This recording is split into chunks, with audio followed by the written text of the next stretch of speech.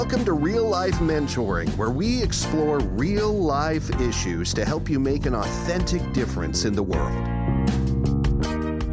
Hi, it's Chris and Christina. Today we are back talking about our series of the 6 areas. And today we're going to focus in on relationships. I think we've talked about the physical.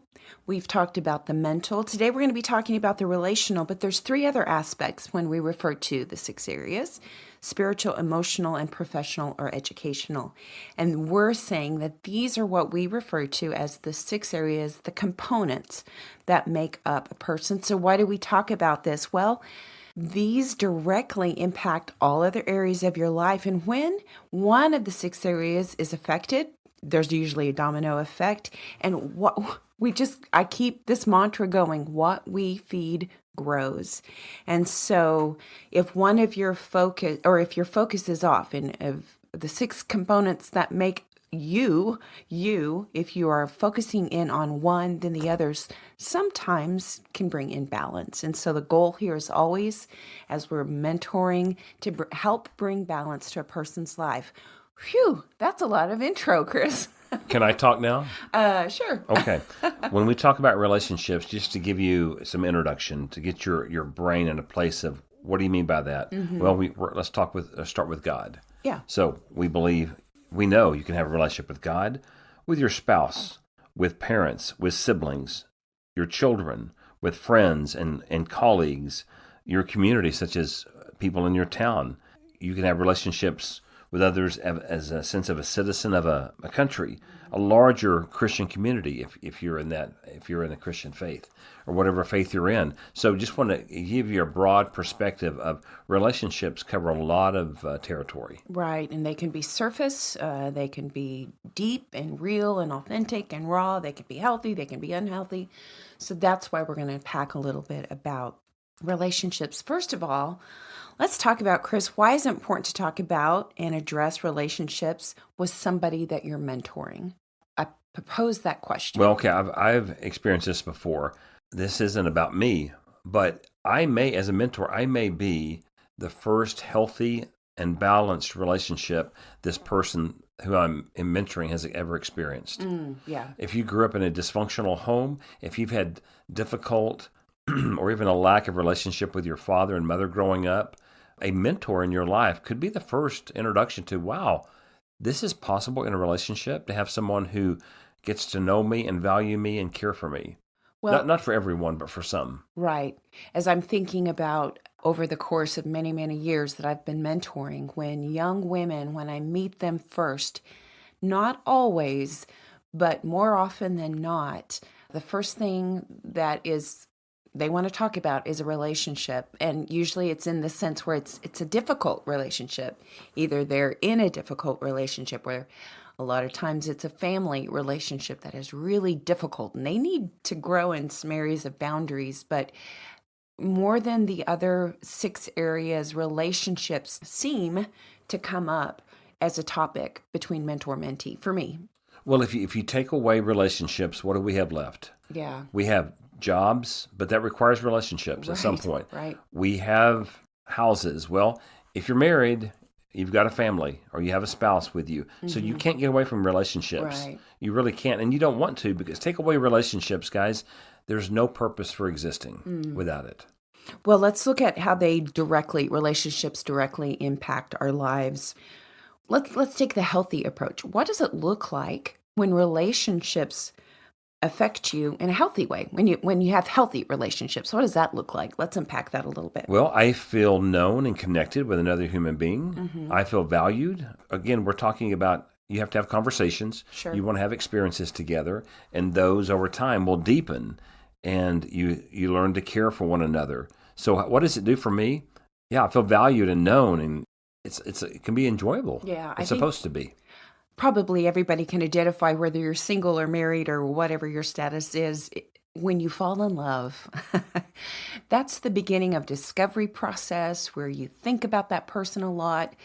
Can it be unhealthy at times? Yeah. But when I'm thinking about a healthy relationship, that process of being known, of getting to know somebody, there's intentionality, Generally, there's authenticity in a healthy relationship where you're bearing your soul with somebody, and that's a healthy part. Just it's so ironic. Just this morning, I got an audio text from a dear friend. Is that fair to say? An audio text? text? How about an audio message? Thank you. Okay. Just a side I got note. an audio message, and my friend that I have a healthy relationship just said, "Hey, I was thinking about you through the holiday season. How can I best support you during this season?" Wow. My tendency is go, "Oh, well, I don't need supported," but that's what healthy relationships do. I love that. Any other thoughts on healthy relationships? Just don't misunderstand us, guys, as listeners. Many of you are listening and you go, well, I haven't experienced a healthy relationship yet. Yeah. That's what we want to help you do. We want to Right. help you Give be you some that. tools. We want to help you be that for others. When you're that for others, you'll experience it yourself at some Right. point. Well, and we can talk about the characteristics of unhealthy relationships. I mean, we don't have anything on our paper that describes that, but everybody can think of, ooh, I got plenty examples of unhealthy relationships. Well, let's throw a couple of thoughts that come to my mind. They're draining. Draining. I feel judged.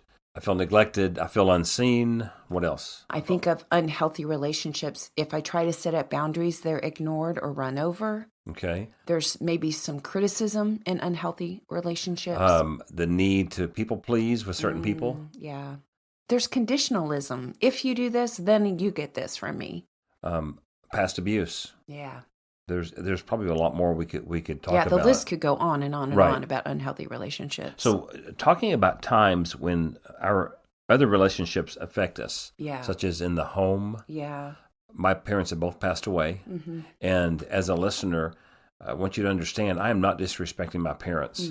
I am simply stating facts about my life. Yeah. It's my story, and my parents, I don't think they knew how to have healthy relationships. No. I know they desired that because God creates that inside of us, but their life started out, I think, very difficult concerning relationships. I don't think they ever truly learned how to have fully balanced, healthy relationships. And I say that because I grew up in the home. And it impacted me greatly. Well, because that's what we're talking about. How do relationships, when they're unhealthy, affect you in the other 5 areas? Let's just keep it current. When your mom was living in the last days of her life, you were primary caretaker for her. How did that affect you in the other 5 areas? How did it affect you physically or mentally, emotionally? Obviously, we're talking about relationally. What are some practical examples you can give us of how that difficult relationship affected you? I guess I'll start with emotionally and mentally. There was so much tension. There was a lack of trust that I sensed from my mom toward me. Okay, yeah. That's just where she was in her physical state being so difficult. It affected her mentally. Yeah. It affected her emotionally and spiritually. And with that filter, she was not able to trust me that I was there to really take care of her and want the best for her. Sure. And that affected me even wanting to be around her at times. Yeah. It affected our speech toward one another. Guys, I don't know if you have a relationship with God, but I would pray, talk to God in the car, driving to my mom's apartment. She lived approximately 4 miles from us. I would talk to God about it. Sometimes I actually yelled in my car at times, God, I'm so sick of this, or I'm angry about this. I don't understand, or this is not fair. Guys, God can handle that. Yeah. And what it did for me in my relationship with God, I was therefore better able to be more present and caring toward my mom when I did arrive at her apartment. So if you ever see a person talking to themselves in their car, they may have been doing what I was doing. Right. And it was very serious for me at times. Right. Talk about the emotional effect, because we were recipients of seeing you being affected. I can share my point of view, but what did that do for you emotionally, being with her? And Well, I would feel depleted. Like, okay, if I can't do this one more day, or I don't want to have to hear that one more time. Emotionally, I was getting depleted. And you pointed it out. I came home one day and you said, I need to talk to you. I can tell when you've been to your mom's, and it's not been a good experience, because you come home and your attitude, your countenance, your body language, all of those things have been altered, and we're getting the aftermath. aftermath. We're experiencing consequences of that. And it can't happen. It can't continue. Something's got to change. So that's how our relationship can affect you in a negative way. Yeah, I think back to a time where we were under a lot of stress. We were living abroad, working for an organization that, yeah, we just there was a lot of stress, and so much so that it began to affect my health. And you think, well, how does that have to do with relationships? When relationships are unhealthy, they can affect the 5 areas. And for me, my body was responding negatively to all the stress in a very unhealthy relationship. And yeah, I started experiencing adrenal fatigue, and there were long periods of time where I just was physically unwell. I still deal with some of the residual effects of that, but it was because of the stress in a relationship. So let me just kind of paint a simple picture. You have a relationship that is either unhealthy or extremely challenging, abusive, whatever it would be. You think about it, right? Right, It's in your mental. You think about it. Left to settle there, it'll affect your emotion. right. It'll affect your perspective of your situation, possibly. You let it stay there long enough, it will start affecting you physically. Right. And you go, another person cannot make me sick. They're not directly making you sick, but if you allow unhealthy relationships to stay in your mind, you dwell on it, you don't get help for it, you don't get another perspective, it affects your emotions, it affects you physically. It just does. And it's interesting how one relationship that's unhealthy, we don't want to do this, but when it's affecting us in these other areas as well, it can affect other relationships. Yeah. Make sense? Because we're not at our best. We're preoccupied, or we're whatever. Or we're depleted. And so I don't have anything to give this healthy relationship because this unhealthy one has taken so much from me, or I've allowed it to. Well, and we're kind of camping out a little bit on unhealthy relationships because we all can experience the benefit. And we are going to talk about healthy relationships and what they bring to us. But the negative, I think it's worth spending some time here because the residual effects of negative relationships are just so far reaching. And what's the name of our podcast? Yeah, real Life. Yeah. So we're going to talk about it. Right. Here's just another example of what a strained relationship can do to the other areas. Recently, I was around some people that I have a relationship with, and they took the discussion to a place that I found inappropriate. Well, fast forward a couple weeks later, I'm in a setting with some people, and they're in the same stage of life, and they were so life-giving and so encouraging. And I walked away from that event instantly transported in my mind. Okay, so it starts because of a relationship, but I'm transported in my mind back to a conversation that I had with, extended family members. And mentally, I started getting really aggravated. Like, why do they have to take that road? And I'm comparing them to the people I just encountered for the first time, same stage of life, but are so life-giving and so inspirational. And I'm having this mental and emotional battle in my mind, but it stems from an unhealthy relationship. So, are you judging? I'm not judging them. I'm looking at the facts. Now, Okay. in the past, and here's just a takeaway, take it from me. In the past, that tennis match back and forth would go on for a long time. And my frustration toward the extended family members would just be so, and it would alter, like probably the next time I would see them, it would alter how I handled myself around them. And thankfully, at 55, I'm learning some lessons, right? I was able to go, whoa, whoa, whoa, whoa. Okay, I need to put on the brakes here. I am getting trapped in this comparison. These new people that I just met, may they be blessed for being so inspirational. These people that I've had difficulty with, my extended family members, God loves them. God wants the best for them. I am not judge. I can pray for them. God, help my perspective toward them. And it stopped the comparison cycle real quickly. But that's just another example of where there is a unhealthy relationship, a strained relationship, a relationship that's difficult, it can take us to these mental and emotional places really, really quickly. Yeah. Where do I go from here? I had this thought. Yeah. I have let this happen too much in my life. I've allowed a relationship, an unhealthy or negative relationship, to alter my perspective of my day. So how does it impact me? Okay, unpack that. How does it alter the perception of your day? There's a relationship I would have, and this person says something to me that is maybe hurtful or Okay. just unkind. Yeah. Or they say something I wasn't expecting that's negative, whatever it is. If I'm not careful, I will allow that to stay on my mind, stay right in front of me, Yeah. and dictate how I see my day. Mm. That's unhealthy on my part. Yeah. I've had a bad day. Why? Because this relationship said or did this. Right. Yes. Does it hurt me? Does it bother me? Does it make me angry? Yes. But I've learned also, and guys, this maybe this is another podcast episode we can work on, but not allowing an unhealthy relationship to dictate what your day is going to be like. Yeah. That's a choice. That's really hard. Yeah. It is. It's we're not, learning. Right. And we're not talking about extreme cases where there's a relationship you're involved in that's abusive, but when we then choose to keep that in our mental or emotional and affect us. Let me give you a simple example. Yeah. You do something and we have a relationship. Yeah. And you do something and I go, well, Christina, are you stupid that you would do that? Ooh! Now, I would never say that to my wife. That's the S word we never say. I cannot stand that word.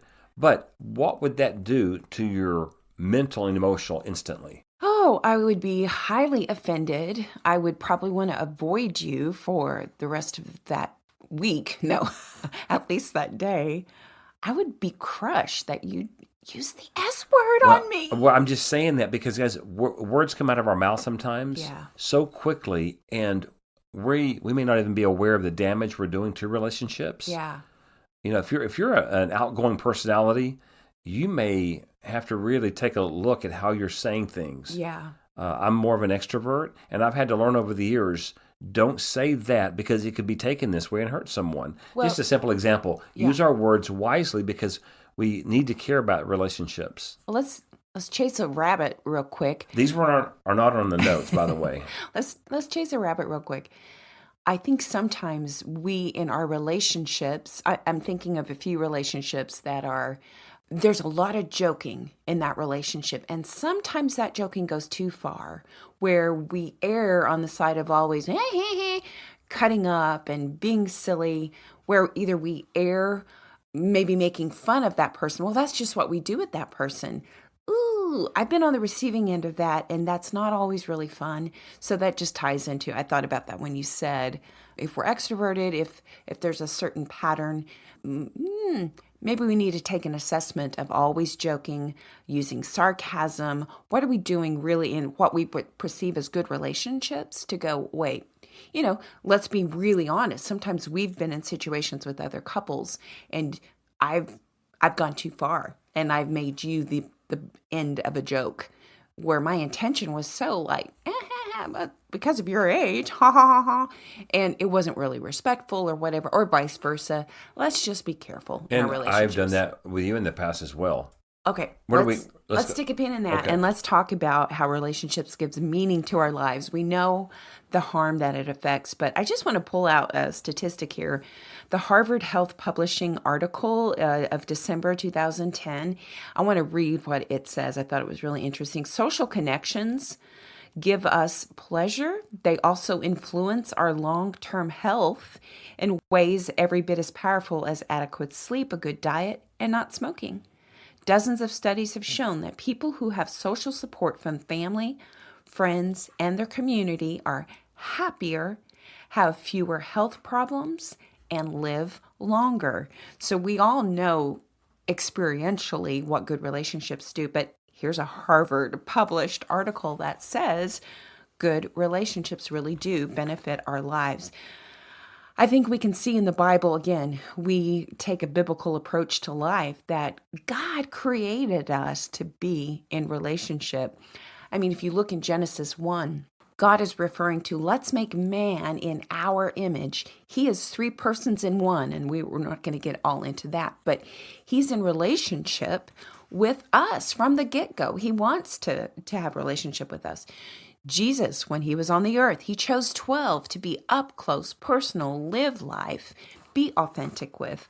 I think of Old Testament examples of David and Jonathan. Man, what a beneficial, healthy, loving relationships. So I think what you've seen us say is that they can be the source of great strength And the source of great pain. Yeah.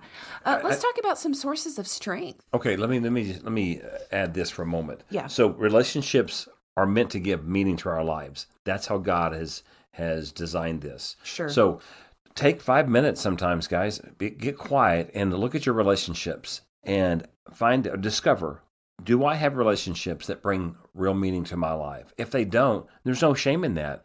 Okay, that's making me think of that song. I think What? it's an Air Supply. You give meaning to my life. You're the inspiration. Guys, I apologize. I apologize for that. Oh, I'm the my one usually goodness. doing the music jokes, but that's kind of good. I but- know you hate but Air weak. Supply, but I had to pull No, that I in. don't. Sorry, go back. But anyway, Air Supply, guys, is a group that was popular in the late 70s, early 80s. Okay. Yeah, Google But that. Okay. with that said, Yeah. relationships are created to give us meaning. So Yeah. just assess. Yeah. And you go, man, as I really assessed it, there's only 2 relationships that I can think about that I feel like they give me meaning. Guess what? That can change. That Yeah. can change. Start asking yourself, what can I do to develop meaningful relationships? And you may be sitting there going, Chris, I can't think of one. Guys, God has them for you. It's going to take some courage, but seek those out. Well, and relationships don't happen by accident. And so they require us to be purposeful. They require some effort. I think about seasons in my life, especially when I was a young mom and my life was centered around my children. I did not feel, I remember having a very lonely season of thinking, gosh, other than you and these babies I'm taking care of, I don't feel like I have a friend, that I can walk through the thick and the thin. There will be seasons maybe where those relationships are slim, but be patient. God's designed us for relationships, but they don't happen by accident. They do require effort. Do we want to close with talking about how relationships, give some real life examples of how relationships No, I think that's a great idea. have been a source of strength for us? Again, we all can talk about the ones that we know have been a source of pain, but let's end on a high note. Think Okay. about some relationships that have been a real source of strength. Well, I want to talk about my Aunt Peggy. She's almost 92 years old. She's been a mother figure to me, not just an aunt, but a mother figure. When I think about her, I think about a person who has always taken the time to talk with me, not to me, Or not at at you, me, yeah. rather, but with me, and to listen well, to get to know me, to be interested in me, Yeah. to be vulnerable with me. And not just that, but she's physically done things like she has been a great cook her whole life that I've known her. And she's really taking great care to go, what do you enjoy eating? And you go, why are you talking about that? Guys, relationships, we have to do things and we have to say things. We have to be deliberate to let people know how we really feel. And I believe she has used her cooking over the She years has, my goodness. to make others feel cared about and known and loved. One of the highlights of I've got all kinds of wonderful Aunt Peggy stories, but I remember we had not been married very long, and I maybe had only seen her just a handful, if even that many times. But apparently, I said something about liking fruitcake. And so we had come to see... Which is unfortunate. No, it's not. I love fruitcake, even bad fruitcake. Anyway, we had gone to see her around the holidays. She knew we were coming, and she made fruitcake cookies. I don't even recall saying that, but she remembered. That's going to make me cry. And so she said, Christina, I made you some fruitcake cookies. Hello? That's not a relationship that happens by accident. She took thought and wanted to do that because she cared for me. Because that's a simple example of how you can help develop a relationship that you have. You want to make it more meaningful. Look at that person, find out what is they enjoy, Yeah. what encourages them, and do something simple like that. Maybe this is a whole podcast, as we think about this now. I think about things that made huge strides in my relationships. I think back to when I was like a 20-year-old girl in college, and there was somebody who visited. This is going to make me sound like a little goofy girl, but I attended Sunday school in my church, and there was a girl who came for the first time. She didn't know a soul. I really liked her, and I wanted her to be my friend. And back in the day, when we didn't have cell phones, I wrote her a handwritten note that said, hey, I'm so glad I got to meet you. I'd love to get to know you. that made huge strides in our relationship. And, all these years later, we're still Facebook friends and stay in contact. Well, I have a good friend. I mentored him when he was in college, and now he's early 50s. But he'll tell you if you were to ask him about our relationship, he goes, "Chris was one of the first people that actually took the time to get to know me." Back then, we didn't have cell phones, but I called him at home. He came to this class that I was leading, so I thought I'm going to call him and find out more, get to know him, find out more about him. So I called him. He said, "I said, hey Troy, this is Chris." He goes, "Yeah." I said, "Well, I wanted to just call in and get to know you better." It was strange for him. Yeah. What seems crazy, he'd never had another man do something what I see as so simple. And that's not patting me on the back. That's saying, guys, you've got to be deliberate. Right. I wanted to get to know this young man.